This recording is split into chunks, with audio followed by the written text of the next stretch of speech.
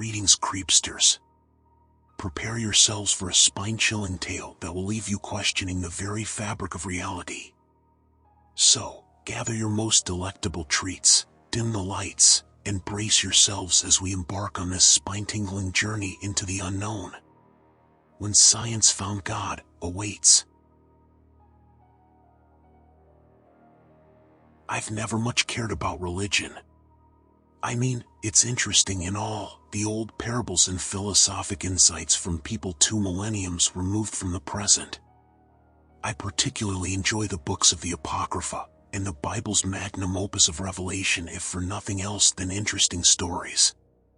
Even some of the tenets, like an emphasis on strong family bonds and moral stature, I can resonate with. But in terms of a giant omnipresent entity that created everything yet loves us unconditionally, watching our every move from unseen planes, yeah, I don't know about that.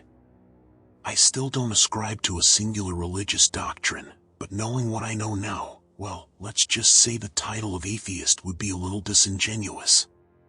Staking my flag in that camp would contradict all my principles of the scientific method and first-hand observation. Try as I may, I cannot in good faith deny or refute what I witnessed. Calling whatever we discovered God may prove a bit remedial or inaccurate, but there is no denying it, we found something. Science has at times become this sort of monolithic and infallible institution. One that suffers from the ostracization of fringe concepts that fail to breach the egotistic blockade. It is all too often wielded as a trump card to negate all that doesn't assimilate to the prevailing narrative. Too often outlandish claims are torn asunder because no metrics exist to properly digest them. For all the good it has brought, science is still not and will never be absolute. Nothing is. Absence of proof is not proof of absence. And what happened out there, in that lab deep below the frozen streets of Stockholm, now stands as a testament in my life to all the ventures humanity has yet to embark upon. It serves as an anchor, and if ever I find myself drifting away into the blissful seas of cognitive dissonance, it is there to remind me how small and naive I truly am. I graduated from UCLA with a bachelor's in physics, and an incredible opportunity landed in my lap. One of my professors had put in a good word for me, and I was contacted by a lab out of Stockholm and offered an internship. They were apparently impressed with my thesis, which delved into the topic of string theory and mathematic application to a universal process. I of course accepted the offer without a moment's hesitation. From there I uprooted my Californian lifestyle to move halfway around the world to the frigid north of Sweden. I was not prepared for the cold. Most of my summers were spent in a bikini, frolicking on the sandy beaches of Santa Monica and lounging in the sun. Sweden might as well have been another planet. Temperatures would plummet to a bone-chilling -30 in the winter. Luckily for me though, I had a marvelous host family who helped me acclimate myself and integrate into Valhalla. I was brought onto the team and slowly began the arduous process of melding into the group. They were all incredibly kind and welcoming, but still, the feeling of being woefully outclassed by my colleagues was thick as tar pitch. The project consisted of over 50 men and women, all of them among the best the world had to offer. They hailed from Germany, Japan, Poland, Hong Kong, South Korea, and many other sovereign states. It was a melting pot of some of the greatest minds the world had to offer. Seeing them in their element, and marveling at the way their minds hurtled asinine topics to delve straight to the cortex of reality was altogether incredible, and more than a little intimidating. The expressed goal of the coalition was to study the behaviors of particles in the subatomic realm to further decode the complex world of theoretic energy matrices. By extension, the group also allotted resources to develop tools for observing and decoding the quantum entanglement hypothesis and the aforementioned string theory. These principles were still in their infancy at the time, and none of us could have ever imagined the enormous magnitude of the things that were to come. The lab had its very own particle accelerator, which I pretty much obsessed over from day one. Most of the concrete data, however, was relayed from the lab in Geneva, home of the Large Hadron Collider. I even got to see the magnificent machine in person on a few occasions. One thing that has always staggered me is the amount of incredible achievements capable when the pursuit of knowledge guides the way. However, the complete polar opposite is also true, as curiosity without empathy all too often yields crimes against humanity. As you may already know, the Large Hadron Collider was the first machine capable of synthesizing the particle known as the Higgs boson. The machine is a particle accelerator built in a 27-kilometer loop. It uses a state of perpetual vacuum and temperature colder than that of outer space to accelerate particles to 99% the speed of light. The particles collide with one another, creating spectacular outbursts of radiation and results theorized to be similar to that of the Big Bang on a much smaller scale. It is also through this process that the infamous Higgs boson can be synthesized. Some call it the God particle, but many physicists are not fond of the omnipotent moniker. It is in a way suitable though, as it is ubiquitous and can spontaneously manifest or dematerialize through processes that are not yet entirely understood. It is a sort of bridge between matter and antimatter. The entity that binds the ethereal with the corporeal. It is the place between light and dark, hard to define, as once light ends shadow begins and vice versa. The exact moment of intersection is difficult to pinpoint, but there is a definitive moment, and that moment is the Higgs boson. It was once thought that matter could only exist in one place at a time. However, the particle slit test of our progenitors proved otherwise. A particle accelerator was used to eject protons between one of two microscopic slits. They naturally assumed the protons would pass through either slit A or slit B, and when directly observed their premise was corroborated. However, when an imprint background was installed to bypass direct observation, they noticed a peculiar detail. The particles produced what is known as a wave, or interference pattern on the imprint like ripples in a pond. This meant that the particles were interfering with themselves while simultaneously passing through both and neither of the slits. It was at first thought to be a false negative and outright impossibility, but thousands of repeated experiments all reached the same conclusion. There was denying it anymore. Matter can exist in more than one place at a time, and reality is altered simply by perceiving it. The world of particle physics is a strange one, and one which we have only just begun to glimpse the majesty of. At times it may even require us to suspend our limited human understanding of things, to contemplate things beyond the comprehension of our minds. It was this idea which was the tabernacle of all the group was trying to achieve. To unravel the mysteries of the subatomic universe, and better understand reality itself. The group was funded exorbitantly, and state-of-the-art equipment was provided by lavish donors from all around the world. My contemporaries and I began to study the processes again from square one. This consisted primarily of monitoring the nature of protons and testing the same process over and over ad nauseum.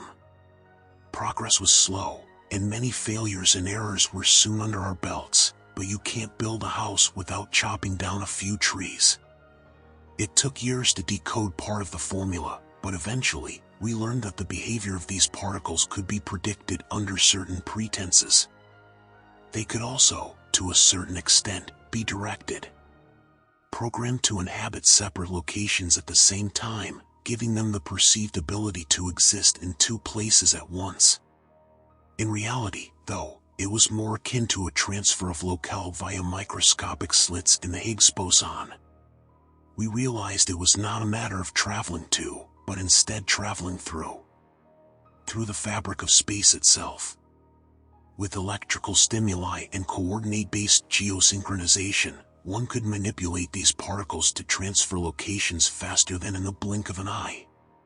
The machine used was primitive compared to later iterations, but its true potential was not lost on us for a moment.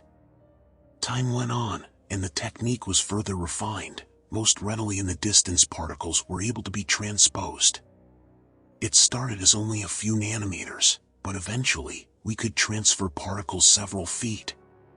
It was through this process that blueprints for an entirely new type of machine were first devised. It was to be a machine unlike any before it.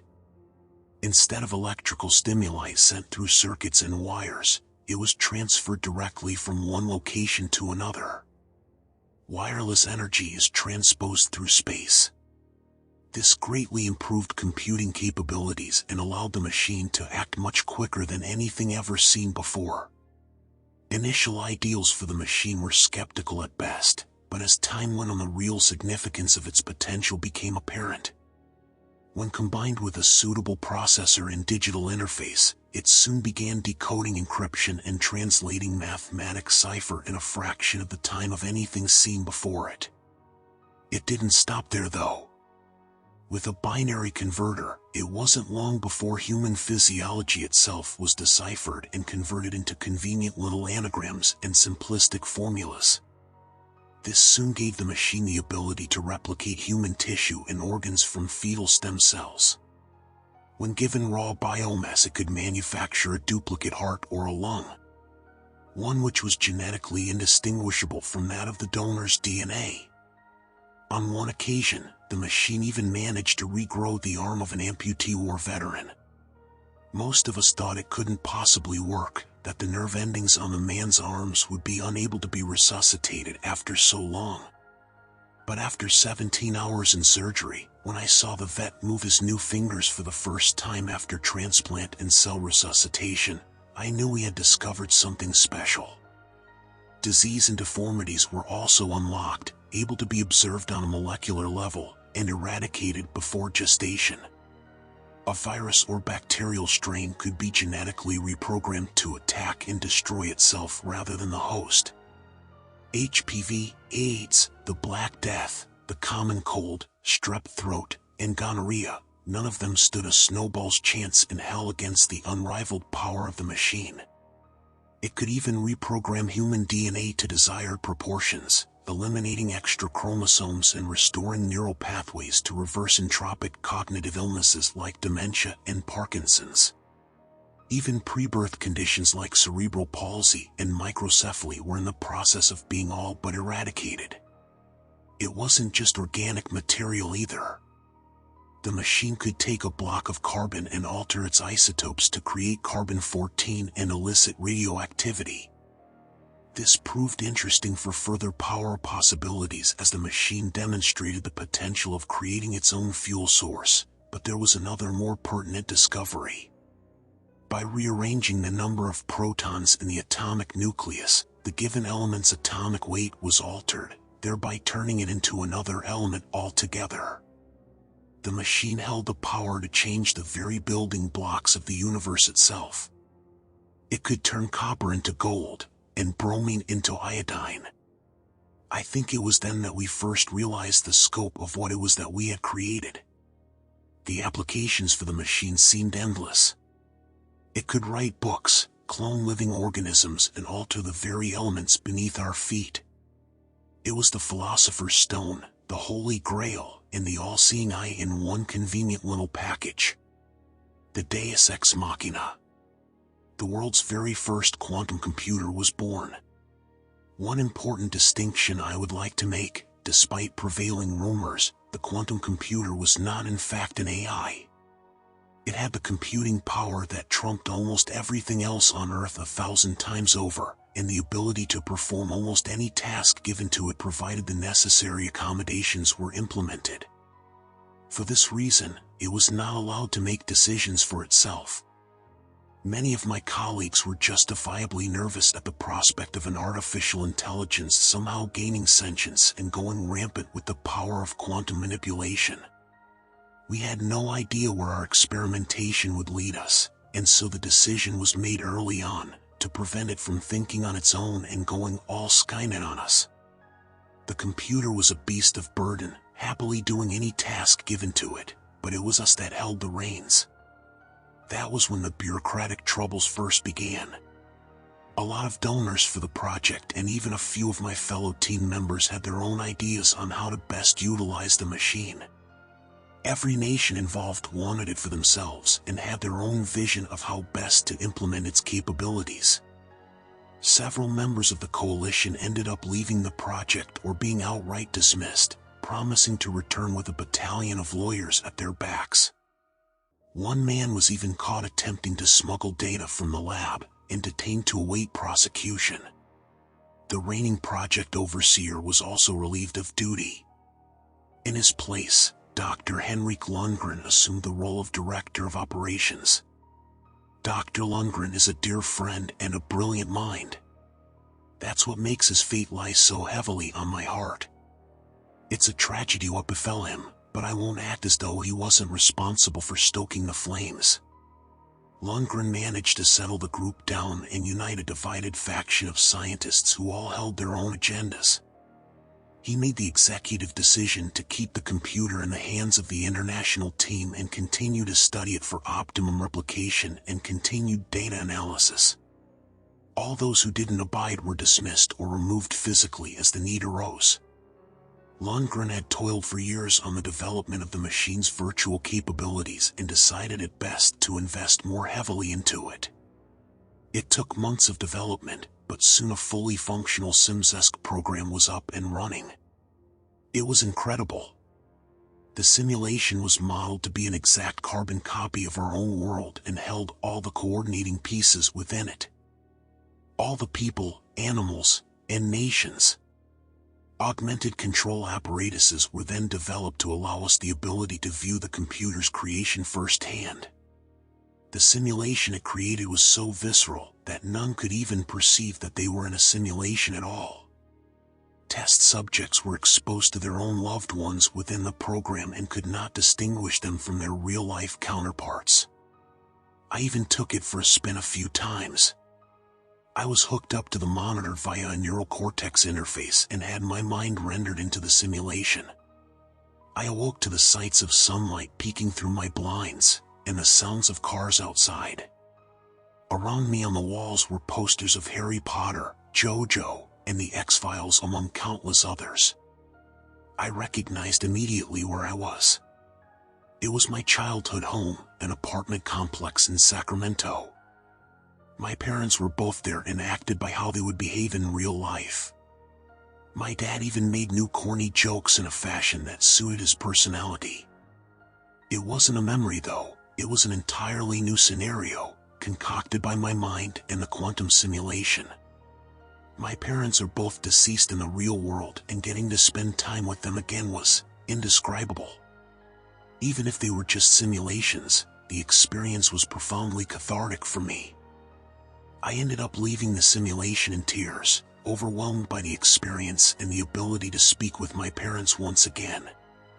The event was so enlightening for me, it even made dealing with their absence a little easier. After all, I could now speak to them any time I wanted. I found myself never wanting to leave the Matrix. Dr. Lundgren subsequently questioned me about my experience, and I was all too happy to relay the things I had seen. He listened intently, with simple occasional nods and one-word responses. His gray face wore a smile, and cheeks dimpled in delight, but his eyes were far from the present and worried. We held a meeting with all staff members sometime after. Lundgren stood and paced in front of the group, silent and lost in thought.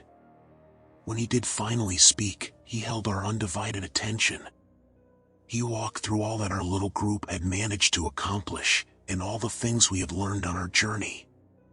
All the miracles unraveled and translated into digital coding, and all the advancements made. It was not a triumphant voice, however, it was somber as if none of it truly mattered. He then first proposed his theory. Here we were, with an entire simulated universe at the tips of our fingers. A digital reality created and maintained by a machine we had built. A simulation that was so authentic that none could tell it apart from reality itself. And if we had the power to create that, how did we know that our own universe was not the result of the same process? How did we know our reality was not in fact just a simulation? An unnerving silence befell the rest of the group as Lundgren concluded his epiphany. All in attendance seemed to silently contemplate the idea, with a noticeably nervous aura now lingering. There wasn't much said after that, but there didn't need to be. We had an entirely new goal. Upon returning to work the following day, I immediately noticed that several of our colleagues had abandoned the project without so much as a goodbye. Only 7 of us remained, among which was the prestigious Henrik Lundgren. He was changed though, his upbeat optimism and inquisitive attitude reverted to an impatient, gibbering wreck of a man. He became hostile to prolonged questioning, and I could see the idea gnaw on his mind as he walked the tightrope between madness and genius. At times he appeared on the verge of catatonic psychosis. He would ramble and talk to himself, and pretty much stopped leaving the laboratory altogether. We set our sights on a new task, to dismantle and test the hypothesis of Lundgren. To develop an ability to break through the boundaries of our suspected simulation and peer beyond our own reality to glimpse whatever may lie on the other side. Nothing else seemed to matter anymore by that point. Life may be accidental, consciousness too, hell, even complex organisms like human beings, the result of genetic evolution and a bit of luck. However, simulation is not accidental. It requires an immense amount of dedication, programming, and logistics, not to mention power and maintenance. The ability to synthesize digital worlds is not something learned or accomplished by accident. It takes time, resources, and brainpower to even attempt it, and even then, it's no guarantee. The one concept that was off the table immediately was that the theorized simulation was the result of a natural phenomenon or random cosmic alignment. If Lundgren's hypothesis was correct, and our universe was indeed an illusion, then someone or something had to be pulling the strings behind the veil. Powerful as the quantum computer was, even it could not glimpse directly into higher dimensions. As stated before, it took commands only from us, and could only perform tasks that we could coherently articulate to it. We realized rather early that directly viewing outside the boundaries of the universe was likely not possible. The only option was to send a message. Through remedial experimentation and dozens of ponderous sleepless nights, we finally had a breakthrough. Our reality is based on laws. Laws of motion, laws of attraction, and laws of physics. These laws cannot be broken accidentally, but with quantum technology, they can be manipulated. Many believe that intelligent extraterrestrials were first alerted to humanity when the atomic bombs fell on Hiroshima and Nagasaki.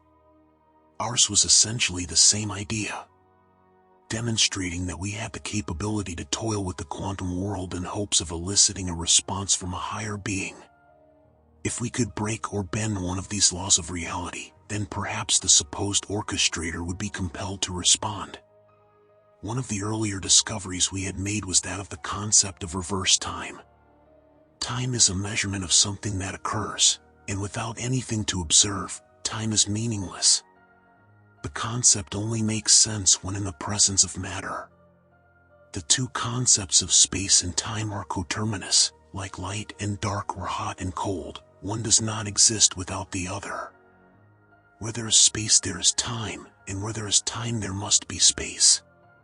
The opposite of matter is not anything, but antimatter. A true nothingness or void of anything substantial does not exist.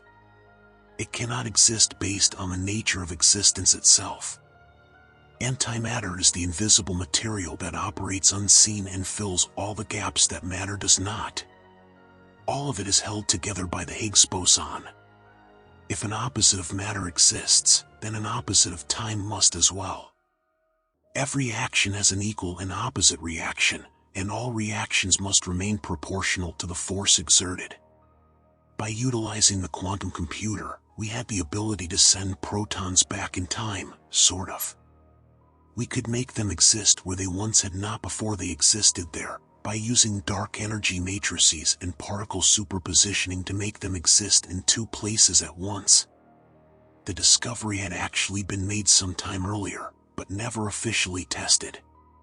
It was restricted and marked as unbroachable, as many of our patrons were rightfully concerned by the prospect of unintentionally altering the past. Doing so could create a butterfly effect and wreak havoc upon the present.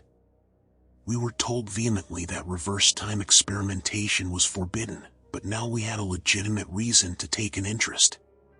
It took some convincing on our end, but eventually, we were successful when we promised to unveil the greatest discovery yet. The parameters were set within the computer and the lab was prepped for the operation. A single seed of Dianthus caryophyllus was placed in a transparent reinforced container in the center of the room. The specimen was placed on damp resin paper, and several little green tendrils had sprouted from its shell. The idea was to reverse the symbiotic metabolism of the test subject and cause it to rapidly revert to a zygote state. The seed would be directed to perform its life cycle backward, thereby contradicting the natural forward flow of life and time. The parameters were finished, and Lundgren stood by the machine. He glanced at each of us individually, a sullen demeanor and nervous twinkle in his eye. He looked at me last, and I nodded. Lundgren took a deep breath, adjusted his glasses, and flipped the switch. Immediately the tendrils within the seed began to retract. They disappeared within the shell soon after, and the seed shrunk until the point in which it was no longer visible. The computer alerted us that the task had been completed, and silence descended upon the crew. We stayed that way for several seconds until a commotion from the computer drew our attention. An array of flickering lights and sirens began to wail like banshees, indicating an error of some sort. Suddenly, the seed reappeared and began to grow at an impossible rate.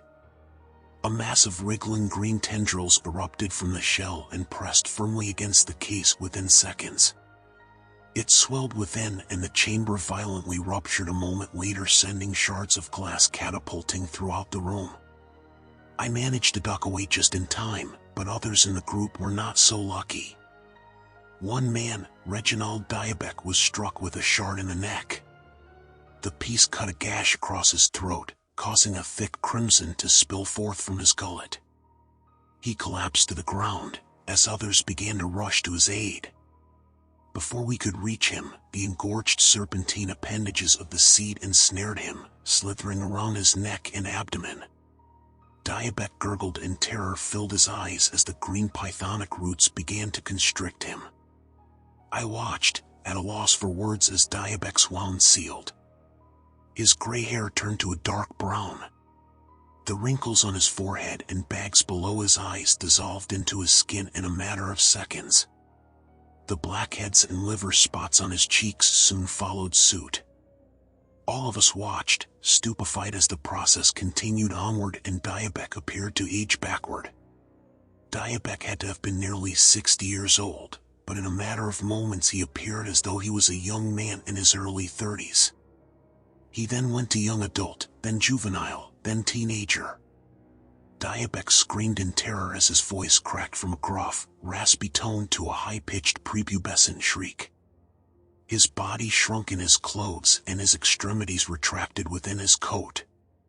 By the time we had reached him, he was gone. We didn't have time to gawk, as our stupor was interrupted by the computer blaring a warning siren, and a flickering plethora of lights designated an external problem of some sort. The display was a failsafe designed to protect the computer from malicious outside sources. Most of us thought the firewalls of the quantum computer were enough to prevent any attempted breach, but apparently, we were wrong. One of my colleagues scrambled to the kill switch. He was poised to throw it when he was halted by a sudden shout from Lundgren. Lundgren stood, eyes wide as dinner plates and mouth agape as he stared at the primary monitor of the computer. The warning display had ceased, and only a single screen remained active. Upon it was displayed a single loading bar, with approximately 20% of it being filled in. This indicated only one thing: something was being downloaded. We immediately surmised that it must be a virus or other malware of some sort. A prospect once thought impossible based on the security measures of the computer, and yet the download persevered. All attempts made to restrict the download and halt its progress proved futile. We exchanged nervous glances with one another, torn on whether to pull the plug and save our creation from hostile insurgents or allow it to continue to whatever ends. The call was eventually made by the investors outside the room, who had since been notified of the development. They demanded the power to be cut and the machine be saved. The computer represented a colossal investment, and the costs to repair or replace it if any damage were to ensue was not something taken lightly.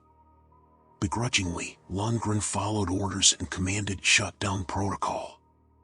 It was done straight away, but the machine did not power down. It continued, impossibly, and without a direct power source sustaining it. Panic began to erupt from the lab, and power to the entire facility was ordered to be cut from the mainframe. It was done within seconds, and the room fell into darkness. The only light that remained was that of the main monitor as the download reached the halfway mark. The computer groaned and worked under enormous duress as hundreds of fans shot to life to attempt to cool the Leviathan machine. We stood back, unable to make heads or tails of the development. There was simply no possible way the machine should have remained active, and yet it was. It continued to fill up the progress bar, powered by the fuel of some unknown outside source. With no other viable solutions at hand barring the physical destruction of the computer itself, we could do nothing but await the culmination. The download finished several minutes later, and the room fell into pitch black. We deliberated for a moment, before deciding our only recourse was to power up the computer once again. The mysterious file weighed in at an impressive 100,000 terabytes, enough to fill hundreds of normal hard drives, but just another drop in the ocean for the quantum computer. Once full mobility was achieved, a single never-before-seen prompt filled the screen. Unknown file type. Do you wish to execute the file? All attempts made to bypass the prompt failed. We quickly used a separate program on another screen to trace the file's origin, but to no avail. Now, there is no hiding from a quantum computer behind a proxy or VPN. It uses an algorithm-based process combined with a ping response speed to determine probable origin up to an accuracy of 99.999%. We're talking response time measured in millionths of a second, but for a quantum computer, it's as simple as the ABCs. Sure, it gets it wrong once in every million attempts, but the point is, it always has a guess. This time, however, we received a new message.